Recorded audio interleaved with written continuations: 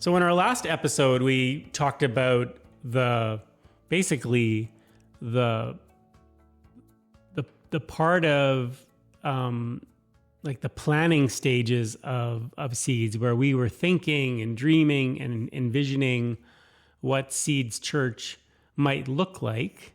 And today we want to get into how we actually began living out some of those plans and making some of that a reality.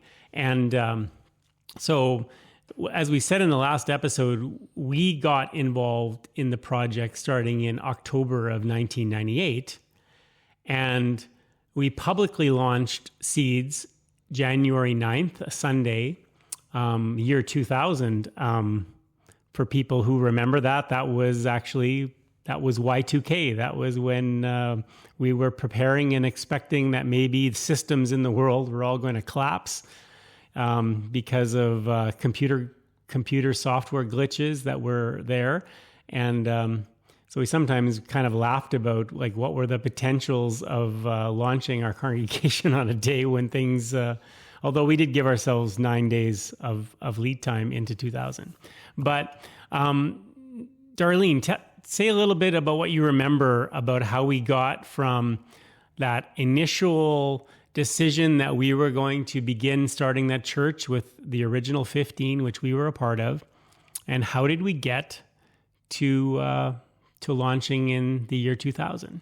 I should always feel like I want to start with this huge disclaimer about how subjective our memories are. And just sometimes maybe flat out wrong. Yeah, fair enough. At least there's two of us, so any glaring errors we can correct each other on. But yeah, it's totally our perspective, what we remember. We were in the thick of it, so... We're going to be gathering with the group of the original 13 others that we planted this church with, and I'm so interested to hear other people's thoughts on it too. Yeah. And we'll have them weigh in as well. But what I remember is initially beginning to really be a group together. So we met regularly in each other's homes and had meals together, and we all had little kids, and we studied a book together, The Growing Spiritual Redwoods. Right. By Bill Easom, and just did weekly worship with one another. And then we began to expand. So I guess before we were ready to publicly launch, and we'll say more about this in a different episode, but before we could kind of go public as a legitimate church, we went from like first being a group of 15, and then eventually after a certain number of months, our group of 15 split into, I think, 4 different groups. And so... Yep, I think you're right. And each of those groups invited other people into their groups. So essentially, we kind of went from one relatively big cell group as 15, and then we split into 4 groups, and those people all invited people, and then there was 4 groups that were meeting, and they started meeting regularly. And then at first, maybe it was once every 2 months, or was it every month? Yeah, well, we have posters here showing that I think starting in April of 1999, so about 7 or 8 months after things got going, we had our first preview, practice, experimental worship service. Yeah, so basically those were opportunities for us to gather as those 4 groups together, and people could invite others as well. And I seem to remember the language of, we called them attraction events, right?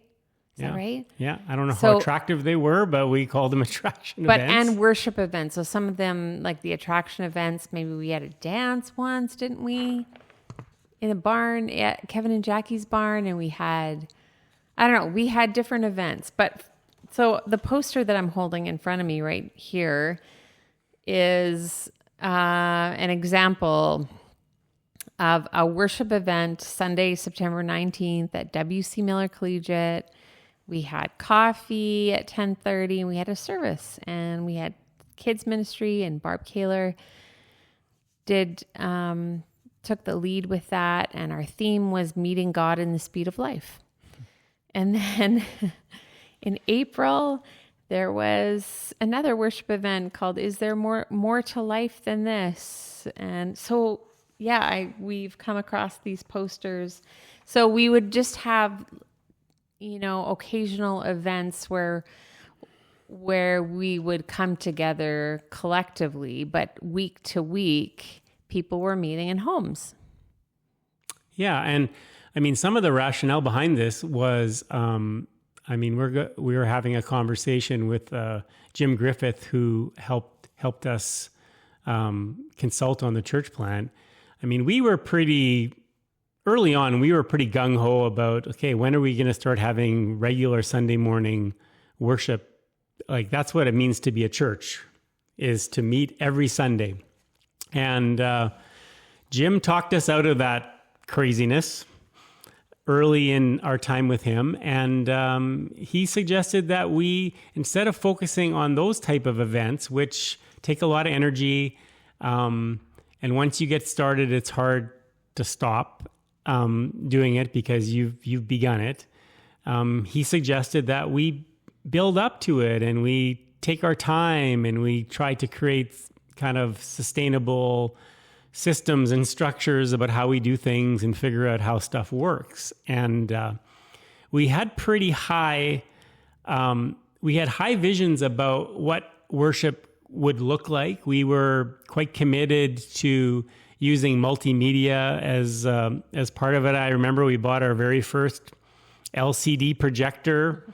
That was something that was so important, so that we could put slides up and we could project songs and movie clips. And so we had a vision that was going to take quite a bit of creativity and energy of teams of people. And so the idea was that we would not just kind of go like crazy right at the beginning. We would slowly build up to it, and then we would start to build the relationships of a community. And so, because relationships, I think, were central from the beginning too, that it wasn't about just the worship event on a Sunday, but that community would be formed in small groups. Mm-hmm. And then we would gather together once in a while for worship events together. But then eventually, like you said, we would build up to meeting every Sunday. But as Jim said, every Sunday is every Sunday. It's Sunday after Sunday after Sunday after Sunday.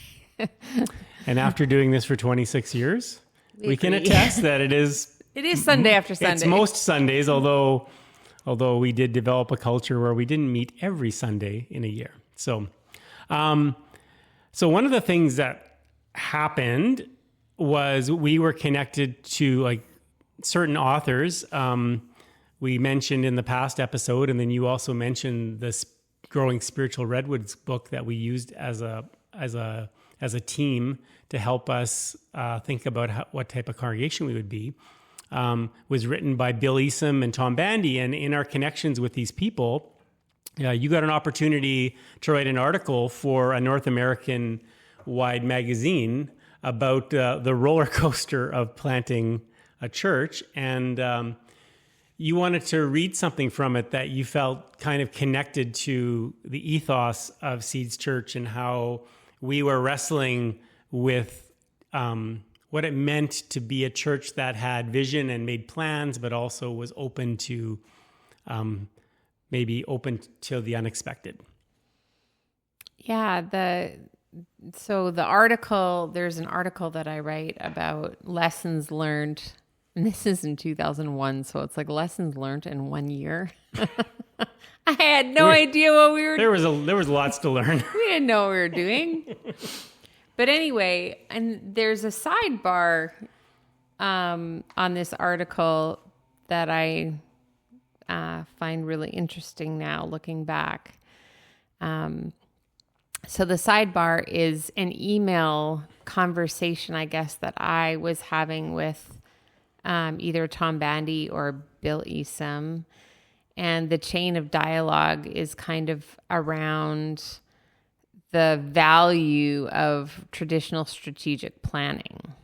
So as we were talking about like our strategic plans, I think this email represents a bit of a tension, and I just thought, I don't know, do you want me to read it? Yeah, let's just read it. I think it gives a nice flavor about kind of what we were thinking about, the questions we were asking, and even the language that we were using back in 2001. Yeah, so I write, we just met with our serving members, which is also fascinating because we had, maybe we'll talk about this a different time, but we had participating members and serving members. This reflected an ongoing conversation about membership and the value of membership, the obstacles of membership, and how to think about that in new ways. And I think just a side note maybe is that, I mean, there is so much going on in the wider culture around the church and the emerging church. And so I think we were very much immersed in some of those kind of conversations. So, but anyway, back to this email, I say we're talking about, our group was talking about the tension between strategic planning and spontaneously responding to God's activity. It's obvious, I write, that the answer lies not with either side. It isn't a matter of strategic planning being void of spiritual spontaneity, or of spontaneity being void of strategic planning. For me, the greatest obstacle and struggle to strategic planning is a tendency for me to start believing it's about the plan.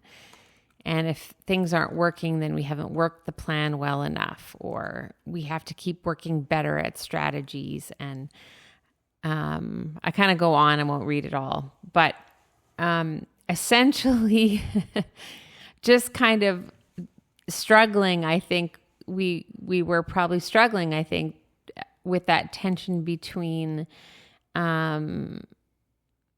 strategy and plans as we were getting started, and also understanding that we really wanted to have our ears to the ground and our eyes wide open and listening for the groanings and the yearnings of the culture and of the movement of God, and wanting to be a bit more like light on our feet in terms of, you know, things being organic and being able to respond in ways that maybe you can't write down on a strategic plan, you know?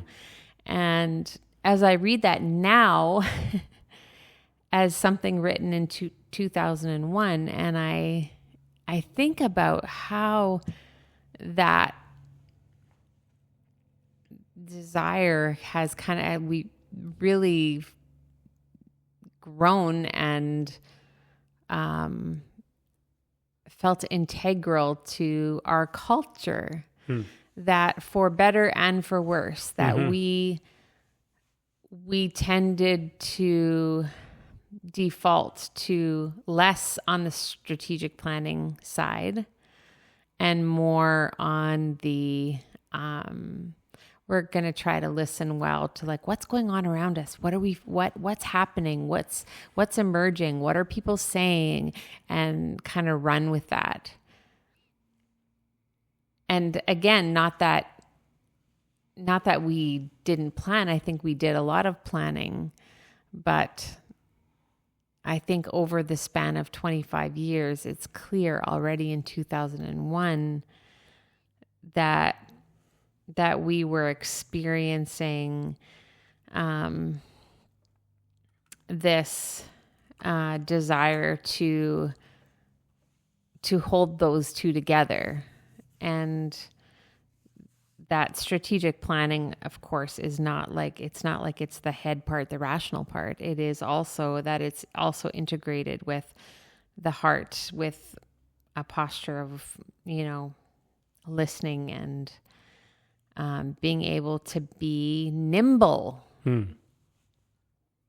I don't know. What is that? How does that? Yeah. What strikes you? I mean, the thing that strikes me is I sometimes think about the last 25 years as a congregation, and in my own mind, looking back, I think, oh, things have changed so much. Like, we used to think about things this way, and then now we think about them differently. And I was thinking that as we would go back into the archives and start to look at stuff, we would be, I don't know, we would notice how things had changed so much. And then what's been a bit of a surprise is when we've read some of the materials that we've produced back 1999, 2000, 2001, that it kind of sounds like us, and it sounds like our church today, that there almost seems to be more of a similarity to what was going on in our questions and thinking, then there's this big difference. It's kind of both for me. Like, yeah, I look back at some of the writings and think, oh, wow, we don't talk like this anymore. Oh, yeah. Like we would never use that language anymore. But then there's other stuff. Can you give an example? Like what, of something that seems starkly different? I think our spiritual language has changed. Okay. Yeah. We've dropped some of the spiritual ease that we used to speak with, and we speak a bit more. We talk like normal people. We don't talk like spiritual people, or what? What do you? Yeah, I don't know. It's kind of one of those things that's hard. It's to put your finger on in a way. But I agree with you. The seed of these ideas was there, and it got developed, actually. This spontaneity, this responsiveness, like if I think now about our values, our 3 values at Seeds, open, connected, and responsive, like that tracks because the community 25 years ago cared about that. Yeah. And it took us about 12, 14 years to get to the point where we were able to put that language of open, connected, responsive into our lexicon and into our materials in a way that said, yeah, that's us. But you can see the seeds of it in the very beginning, and you can see how there's a through line from there throughout the history of Seeds to where we find ourselves today. It feels like, I think often some of the difference stuff is just stuff that we tried, or the way we did things, kind of our actions, music styles and stuff like that. Some of that stuff shifted over time as we kind of became more of who we were and less of looking at other churches, what other churches were doing. One of the things I remember about this time is we were quite observant of what was going on in the culture around church and stuff. And so we were borrowing and we were trying stuff. I didn't know where to put this into the podcast, but I think that like if people are really interested in getting at some of the spirit of the time of when Seeds began, there's a couple of really good podcasts that are out there that have come out in the last couple of years. One's a bit more, I'd say, dramatic. It's The Rise and Fall of Mars Hill, which is a Christianity Today podcast. That was a congregation, Mars Hill in Seattle, that emerged at almost the same time as Seeds emerged in this community. And many of the things that they were wrestling with and talking about were things that we were aware of. But more recently, there was a podcast that comes out of Minnesota, the Emerged podcast. And there too, as we were listening to that, there was a sense of, I remember those days. I remember these voices and these questions. And so what was going on here in Altona with our vision as a small group and which became a larger group to plant seeds, like we were a part of what was going on in the culture abroad, like in North America. And we weren't it wasn't just something unique happening here. It was happening all over the place. So we'll put some links into this episode that if people are interested in getting into some of that stuff, they may find it kind of instructive to see like, oh yeah, similar things were happening here in Altona. Yeah, I've got a ton of things going through my head when you are talking about that. Like, some of it feels like, I don't know if this is more personal or if it reflected the wider community, but back to this idea that our faith experience, our longing to experience God in a real way, that felt very central to me. I didn't grow up in a classical, like evangelical context, which a lot of people in our area did. And we were very cognizant of the many people that had left the church. So the term that we used often in preparing was the de-churched, right? There was the unchurched and the de-churched. And despite living in the Bible Belt, there were a lot of people that were unchurched and de-churched. And it was specifically the people that in the de-churched category that I think we felt, and now here I'm going to use a word that I feel a bit uncomfortable with, but like a calling to. I mean, I don't use that language a lot anymore. No. Like it's a calling, you know, but that people, and so over the years, that how I might describe that now is we continue to interact and engage a lot with this whole deconstructed place that many people find themselves in. Our faith is deconstructing. And so I just had this moment now, and I was thinking about like 2001 and what we were thinking about in the de-church. Like, they were probably deconstructing, those de-churched people. They were in the church and something pushed them out of the church. What was it?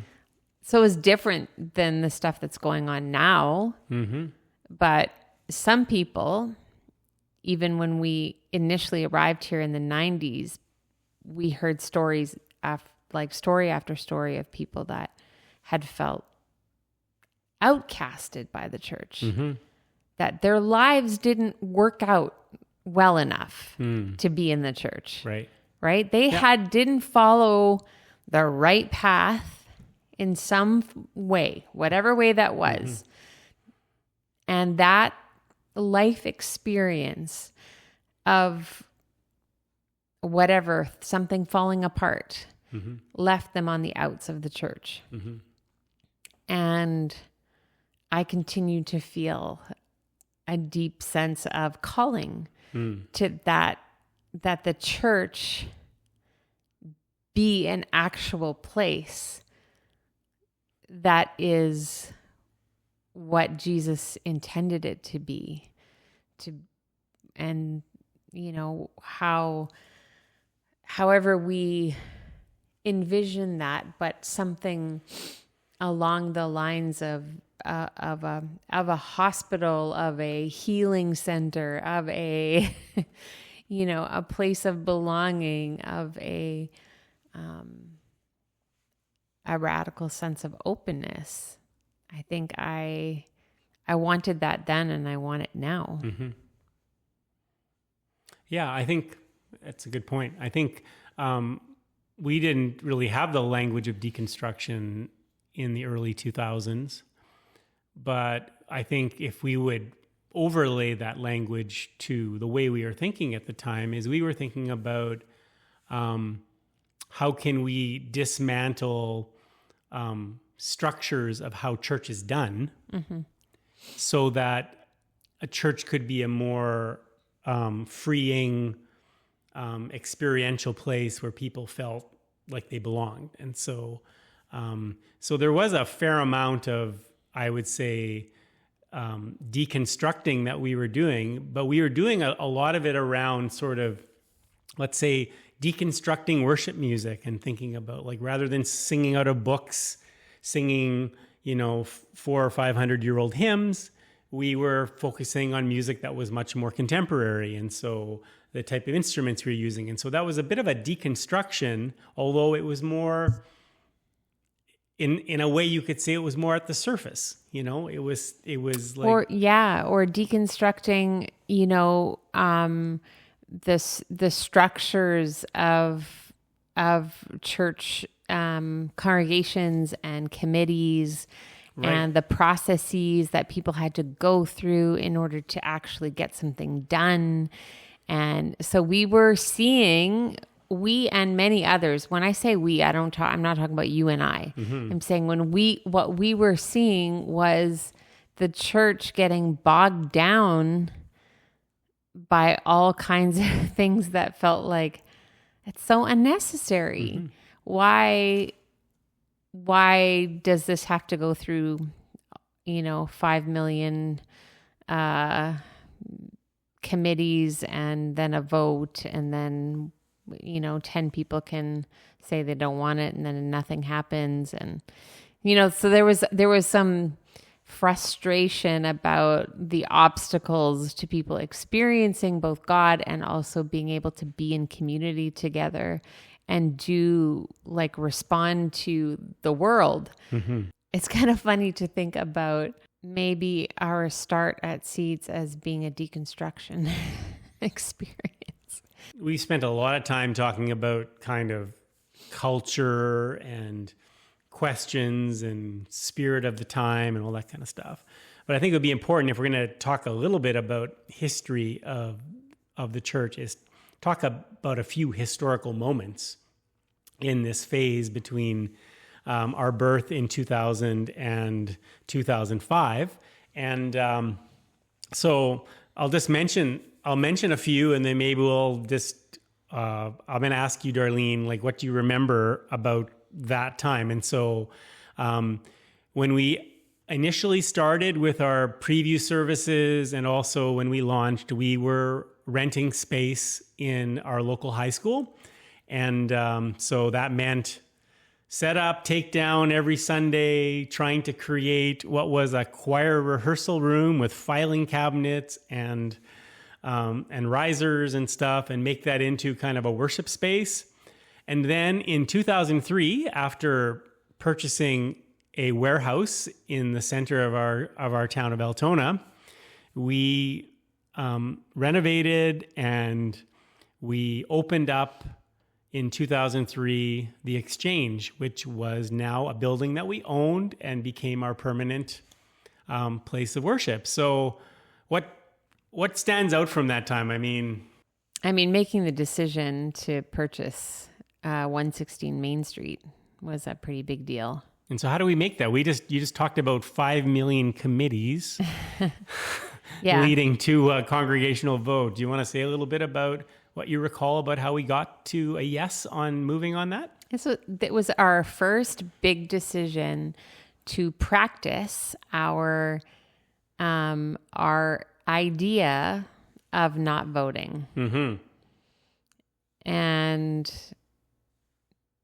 not having necessarily consensus. So we didn't want to, we didn't have models for this, but we thought, could we have a healthy community that would make a decision that took leadership seriously and had enough trust in leadership, but that also built a lot of trust in terms of community discernment. And so I remember having multiple meetings, consulting with different people about the different things that would be required if we purchased this building, how much it would cost, but how much renovation would have to happen, and could we take that on? We were like a very new organization. And so I have a picture in my head of meeting in the space. Mm-hmm. And concrete floor. Yeah, concrete floor. And I can see certain faces in my mind. That's all. I just remember that we made this huge decision because really you have to remember, like, we just didn't know if we were going to survive. Yeah. We were still such a new and small group of people. And here we were on the verge of purchasing this huge building. Mm-hmm. How many square feet? Almost 10,000. Almost 10,000 square feet. And would need a lot of work, and let's just remind ourselves, we all, like most of us, had little kids. Wes and Ellis Watsky were the elders. They were in their mid-60s. Yeah, it was crazy. I mean, we already had, at this point, other people on board. Mm-hmm.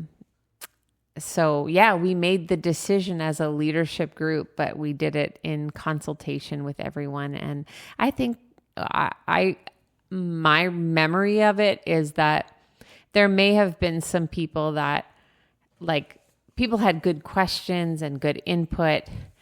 But we had a sense that this was like, let's go for it. Yeah. We can do this. Yeah.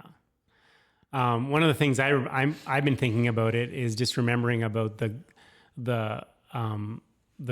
group of people that was a part of renovating and making it happen. We were able to apply for a Mennonite church grant, a North American wide grant, and we were given $50,000 that went towards this because we were a new church plant, which was amazing.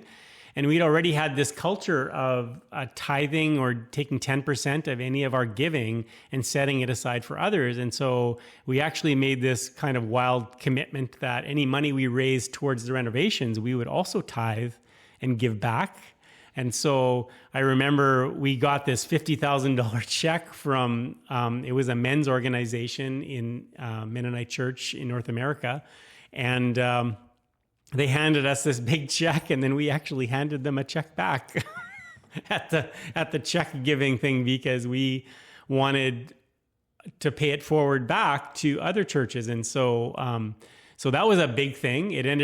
We ended up helping a church in Mexico do renovations to a building for them. And so that was a really neat thing. But the second thing was, because we were a part of that connection, Mennonite Disaster Service partnered with us. And so we had a crew of local people who were used to going to other parts of North America to do disaster relief type work.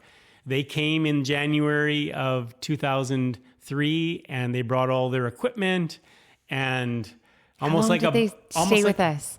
I don't know. I happened to be away on a Habitat for Humanity trip to the Middle East with a group of people from our community, but it was like a kind of like almost like a barn raising style effort where for a couple of weeks, a lot of work got done, and a lot of labor came in that wasn't a part of our community, but came from the outside. So there's exciting sort of energy and generosity flowing into what happened. So that was a real highlight.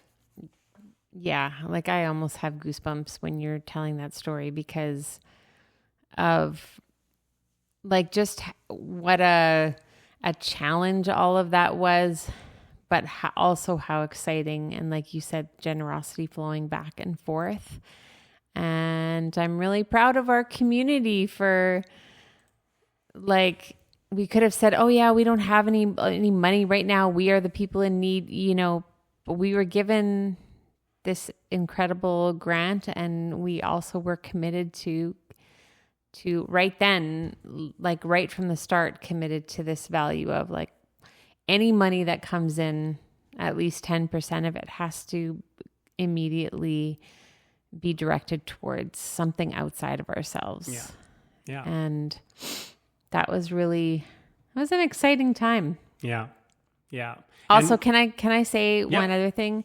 For sure.